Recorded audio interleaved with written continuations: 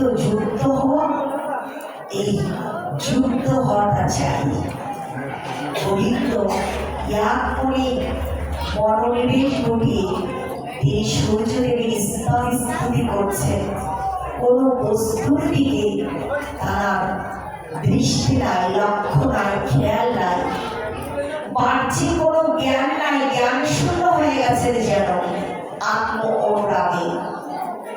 ঘটেছে কি জানো, হঠাৎ করে দৈববাণী হচ্ছে, আকাশবাণী হচ্ছে, গোবিন্দ, ওহে গোবিন্দ, তুমি একটিবার তোমার নয়ন যুগল উন্মোচন করে দেখো, একটিবার তোমার চক্ষুদয় উন্মোচন করে দেখো, চোখ মেলে দেখো, চোখ খুলে তাকিয়ে দেখো, তোমার এই সম্মুখে একটি কাষ্ঠখণ্ড দারু ব্রহ্ম এসে উপস্থিত হয়েছে। তুমি সযত্নে ওই দারু ব্রহ্মটাকে নিজের গৃহে, নিজের বাড়িতে নিয়ে যাও। নিজের বাড়িতে নিয়ে গিয়ে তুমি গোপীনাথের বিগ্রহ তৈরি করে, নির্মাণ করে গোপীনাথের সেবা প্রতিষ্ঠা করো। এই আকাশবাণী যখন হয়েছে না, গোবিন্দ চোখ মেলে তাকিয়ে দেখেন যে ওনার সম্মুখে খুব সুন্দর একটা কাষ্ঠখণ্ড দারু ব্রহ্ম রয়েছে। দারু মানে কি? কাঠ। দারু মানে কাষ্ঠ, কাঠ। এই যে উড়িষ্যা প্রদেশে ইন্দ্রদূত, রাজা ইন্দ্রদূতজি রাজপ্রাসাদের মধ্যে জগন্নাথ বলদেব সুভদ্রা দেবীর যে মূর্তি রয়েছে, যে দারু ব্রহ্ম রয়েছে, কাষ্ঠখণ্ড দিয়েই তৈরি করা। কাষ্ঠখণ্ড, কার জমির কাষ্ঠখণ্ড জানি না, অনেক কথা, অনেক কথা আমি জানি না আপনারা কতটা সময় দিতে পারবেন ভগবান প্রভুর শ্রীচরণ কমলে।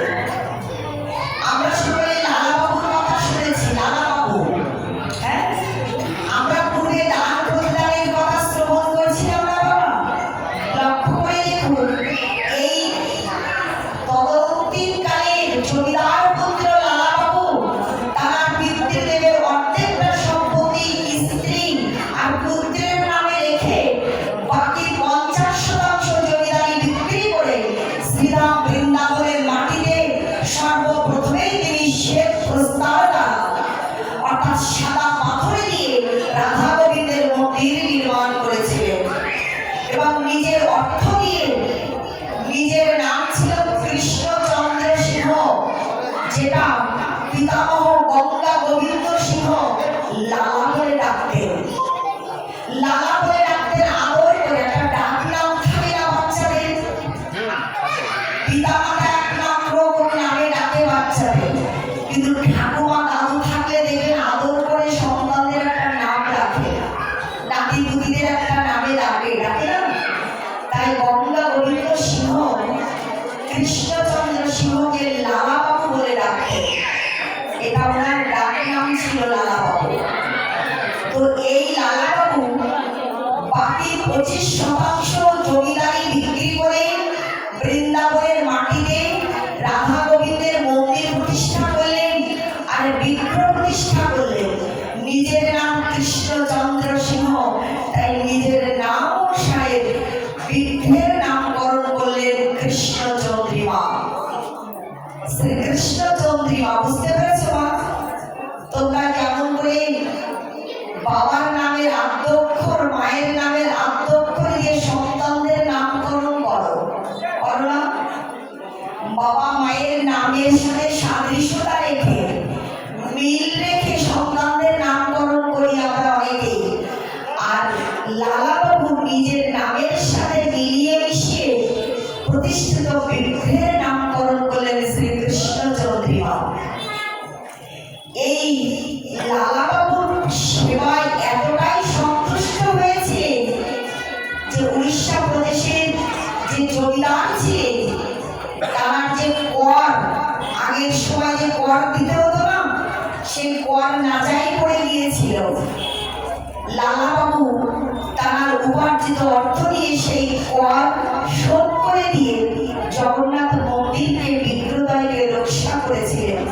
সেই জন্য উড়িষ্যার রাজার সাথে লালা বাবুর একটা সখ্যতা বন্ধুত্ব সুলভ সম্পর্ক সৃষ্টি হয়েছিল। এই জন্য তিনি খুশি হয়ে তার জমিদারের চতুর্থাংশ, মানে সেই যে জমিদার বিস্তারিত জমিদারির এক অংশ লালাবাবুকে দান করেছিলেন। সেই লালাবাবুর জমির বৃক্ষ দিয়েই ওই জগন্নাথ বলদেব সুভদ্রা দেবীকে প্রতিষ্ঠা করা হতো। লালাবাবুর জমির বৃক্ষ দিয়ে, কি বৃক্ষ? নিম্ব বৃক্ষ, নিমের গাছ, নিমের বৃক্ষ। বুঝতে পারছো না? হ্যাঁ, স্বয়ং জগন্নাথের আদেশ করেছিলেন পাণ্ডাকে যে প্রত্যেক 12 বছর অন্তর অন্তর যে নবকালে বরণটা হয়, নতুন করে জগন্নাথকে প্রতিষ্ঠা করা হয়, তৈরি করা হয়, এটা অন্য কারণ জমি থেকে নয়, বৃক্ষ থেকে নয়, যেন লালাবাবুর জমির বৃক্ষ থেকে আমাদেরকে প্রতিষ্ঠা করা হয়, তৈরি করা হয়। সেই জন্য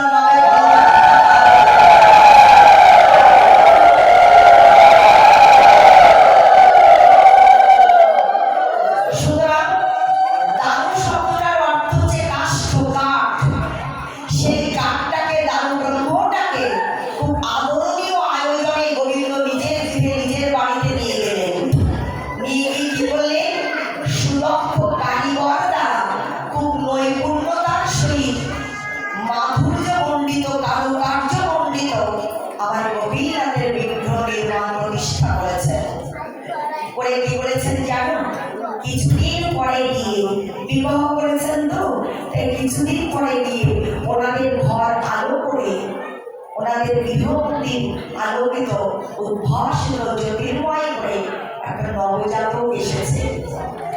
নবজাতক মানে কি? পুত্র সন্তান জন্মগ্রহণ করেছে। বুঝতে পারছো? পুত্র সন্তান জন্মগ্রহণ করেছে। এই পুত্র সন্তানকে সাথে করে নিয়ে আর স্ত্রী দেবীকে সাথে করে নিয়ে স্বয়ং গোবিন্দ কি করেছে? এখানে আসবার আগে আমার বাবাজিরা সুললিত কণ্ঠে, খুব সুমধুর কণ্ঠে প্রেম ভক্তির মহারাজ মহাজনজি শ্রীলা নরোত্তম দাস ঠাকুর মহাশয়, হ্যাঁ, শ্রীলা ভক্তি বিনোদে ঠাকুর মহাশয়, ওনাদের যে অনবেদ্য ভজন গীতি উপহার দিয়ে গেছেন আমাদের, সেই কীর্তন গীতি রচনা করছিলেন, ভজন কীর্তন গাইছিলেন আমাদের শ্রদ্ধাভাজন বাবাজিরা, দাদা ভাইরা সম্মিলিতভাবে যে সুললিত কীর্তন পরিবেশনে আপনাদের মোহিত মনোরঞ্জন করছিলেন, আনন্দ দান করছিলেন। সেই কীর্তনের মধ্যে গাইছিলেন না সেন সেবানন্দের কথা, রায় রামানন্দ ভবানন্দের কথা, যারা পিতা পুত্রের গৌর ভরেছে। আমার গোবিন্দ ঘোষ পিতা পুত্র আর স্ত্রী মিলে গোপীনাথের সেবায় মগ্ন হয়েছে, আত্মনিয়োজিত হয়েছে, সর্বস্ব সমর্পণ করে গোপীনাথের সেবা প্রতিষ্ঠা করে চলেছে। ঘটে গেল কি জানো মা? অল্প কিছুদিনের মধ্যে গোবিন্দ ঘোষের স্ত্রীর বিয়োগ হয়ে গেল। অর্থাৎ গোবিন্দ ঘোষের যে স্ত্রী, তার মৃত্যু হয়ে গেল। এই গোবিন্দ ঘোষের স্ত্রীর মৃত্যু হয়ে গেলে তিনি খুব একাকিত্ব বোধ করতে লাগলেন, শূন্যতা বোধ করতে লাগলেন, খুব মর্মাহত হলেন। কিন্তু ওই যে একটা মাত্র পুত্র সন্তানকে রেখে গেছেন, ওই ছোট্ট নাবালক পুত্র সন্তানের মুখের দিকে তাকিয়ে গোবিন্দ আবার উঠে দাঁড়ালেন, নিজেকে শান্ত করলেন, উঠে দাঁড়িয়ে শক্ত মনোভাবে আবারও স্ত্রী তো নাই, এবার পুত্র সন্তানটাকে সাথে করে নিয়ে গোপীনাথের সেবায় আত্মনিয়োগ ঘটিয়েছে, নিয়োজিত হয়েছে। আমরা শুরু করেছিলাম কি দিয়ে? যে আমার পরে আস, আমি তারে করি সর্বনাশ, তথাপিও যদি না ছাড়ে আমার পাশ। তখন ভগবান কি হয়ে যান মা? কি হয়ে যান?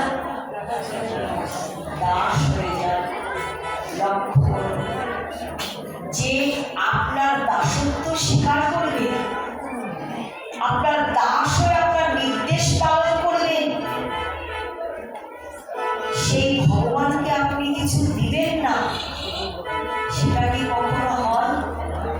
শুনেছি না আমরা, বিনা প্রেম সে নাহি মেলে নন্দলালা।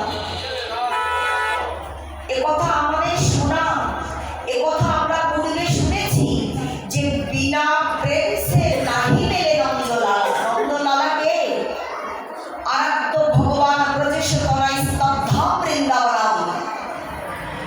আজকে কৃষ্ণচন্দ্র সেই কৃষ্ণ ভগবানকে বিনা প্রেম সে বিনা প্রেমে লাভ করা যায় না, প্রেম ছাড়া তাকে লাভ করা যায় না।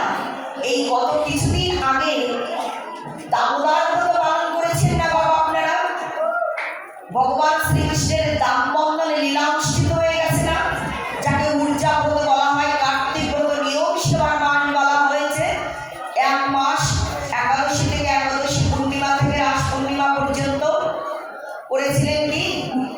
এই যে দামোদর ব্রতটা আমরা পেরিয়ে এসেছি, মাতা যশোমতী তার নয়নের মণি হৃদয়ের ধন কানাইকে বেঁধেছিলেন। কি দিয়ে বেঁধেছিলেন মা? কি দিয়ে? উদুফলের সাথে বেঁধেছিলেন। দাম মানে কি?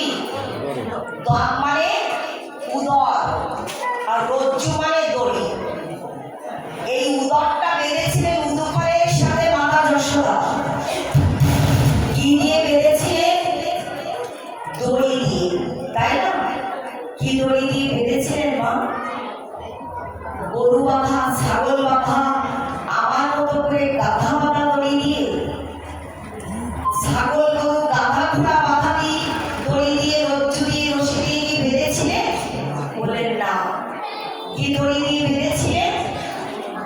বলে ভক্তা মাম অভিজানতি চাবানো চঞ্চস্মি তত্ত্বতা তত মাম তত্ত্বত জ্ঞাতা বিশদে দলান্তরা ভক্তি রেবৈনাং নয়তি ভক্তি রেবৈনাং দশতি ভক্তি রেবা ভো ভক্তি অসাভয়সী।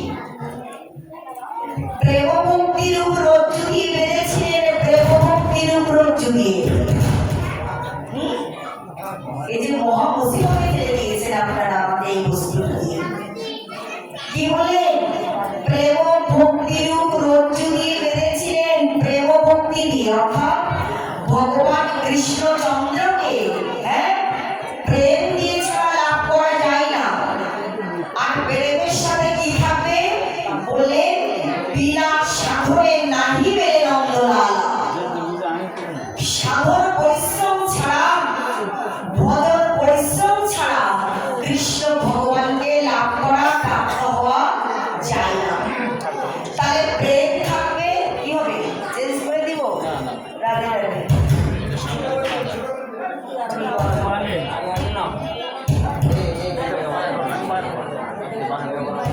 এটা সরে আসছে, স্ল্যাক হয়ে যাচ্ছে।